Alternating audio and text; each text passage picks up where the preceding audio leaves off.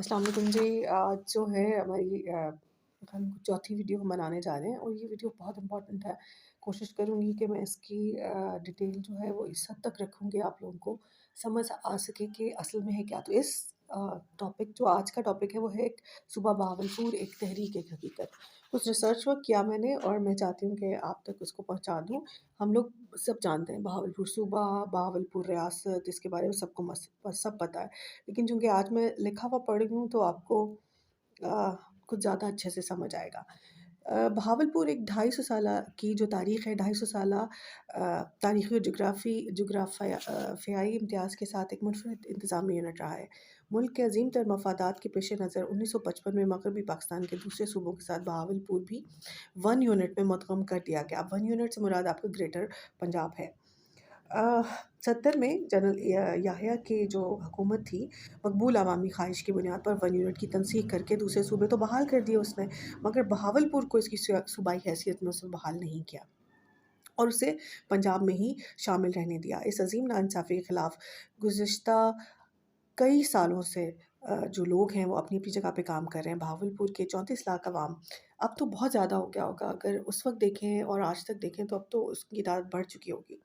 वाज़ेह अक्सरियत जो है वो हक़ तलफ़ी और नाइंसाफ़ियों के अलमनाक पस मंज़र में लाठी चार्ज, आंसू गैस फायरिंग और पता नहीं उसने किन-किन मसाइल का सामना किया जब वो लोग पहले काम कर रहे थे।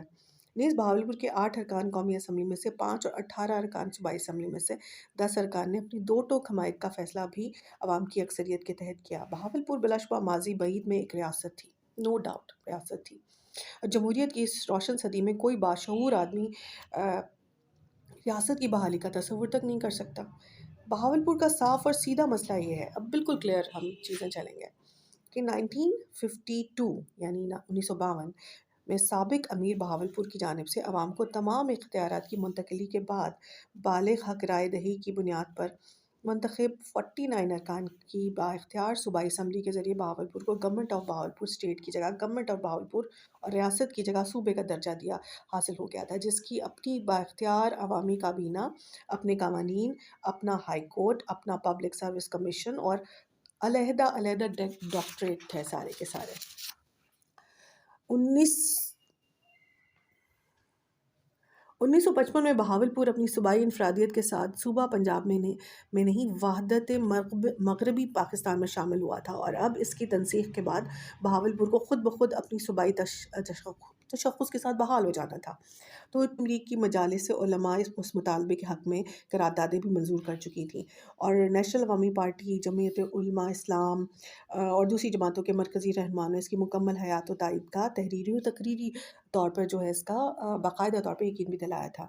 बहावलपुर की सूबाई बहाली के मुतालबे का फ़रीक़ पंजाब नहीं, मरकज़ी हुकूमत है। अब हम पंजाब हुकूमत को बिल्कुल कुछ नहीं कहेंगे, हम वफ़ाक़ी हुकूमत से बात करेंगे। तबक़ात आबादी की तनासुब, तमद्दुनी इम्तिज़ाज, ज़राअत, मईशत, तालीम, सनअत, रोज़गार, मुलाज़मत, बहुत से मुश्तरका मफ़ादात के पेश नज़र बहावलपुर और पंजाब अपनी सूबाई इनफ़रादियत के बावजूद माज़ी की तरह मुस्तक़बिल में भी करीब तर यही हालात के तहत जो है वो रहने वाला है। बहावलपुर रियासत के तौर पर पाकिस्तान से इल्हाक़ करके मग़रबी पाकिस्तान का जो है वो हिस्सा तो बन गया था। लेकिन सूबे की हैसियत से अवामी फ़लाह बहबूद की अलामत था और अब सूबाई बहाली के साथ मुल्क की तरक्की का भी इस्तेहकाम का जो है वो साबित होगा इंशाअल्लाह। मुल्क की तमाम जमहूरी क़ुव्वतों और अवामी हुकूमतों को बहावलपुर की सूबाई बहाली के मुतालबे की सदाकत अ, के पेश नज़र मज़ीद किसी ताख़ीर के बग़ैर एक आज़ाद बहावलपुरी अवाम का इंतख़ाबी फ़ैसला भी मानना चाहिए था, जो पहले हुआ। आप जानें पूरे का पूरा रिज़ल्ट मौजूद है कि कितने लोग जो हैं वो सेलेक्ट हो गए थे, सिर्फ़ और सिर्फ़ बहावलपुर को सूबा बनाने के हवाले से। बहावलपुर के अवाम जो है वो कभी भी फ़ौजी आमरीत, मतलब फ़ौजी आमरीत क्या होती है कि जब फ़ौज चूँकि सुन नहीं रही होती उस वक़्त, तो इस तरह के हालात पैदा हो जाते हैं। उस वक़्त ये हुआ था। तो अपने हकूक़ के लिए उन्होंने जंग भी लड़ी और बाकायदा तौर पे कैद-ओ-बंद भी हुए। कितने लोग शहीद हो गए, नारे भी लगाए गए, सब कुछ हुआ। लेकिन बहावलपुर के मसले पर बहावलपुर की हदूद में इंतख़ाबात एक अवामी रेफ़रेंडम की हैसियत इख्तियार रखता है और अगर हम रेफ़रेंडम कराते हैं, कुछ भी हो सकता है, एग्ज़ीक्यूटिव ऑर्डर और रेफ़रेंडम में कोई ख़ास फ़र्क नहीं है। बहावलपुर के अवाम बचा तौर पर दस्तूरी और कानूनी फ़ैसले की अमली ताबीर के लिए बेचैनी से मुंतज़िर हैं। अगर अवामी हुकूमत ने भी अवामी जज़्बात का एहसास ना किया और सियासी मफ़ाहमत का रास्ता इख्तियार ना किया, तो फिर ये तहरीक जो है इंशाअल्लाह बहुत ज़ोर पकड़ेगी। याद रखिए, बेरहम वक़्त किसी का इंतज़ार नहीं करता, अपना फ़ैसला ज़रूर सादिर करता है और आगे बढ़ जाता है। कौमी फ़रासत फिर एक इम्तिहान है। अब भी अगर हमने अपनी माज़ी से सबक नहीं लिया, तो आने वाला मुस्तकबिल भावलपुर के लोगों के लिए कुछ बहुत ज़्यादा अच्छा नहीं होगा।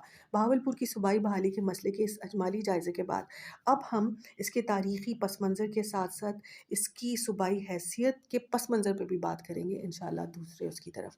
लेकिन अगर हम इसको याद रखें तो ये स्टेप बाय स्टेप चलेगा। तो आज के लिए इतना काफ़ी है, क्योंकि जो वीडियो है मेरे ख़्याल में कुछ ज़्यादा तवील ना हो जाए। बहुत शुक्रिया, इसको सुनिएगा और कल इंशाअल्लाह हम जोग्राफ़ाई नौइयत पे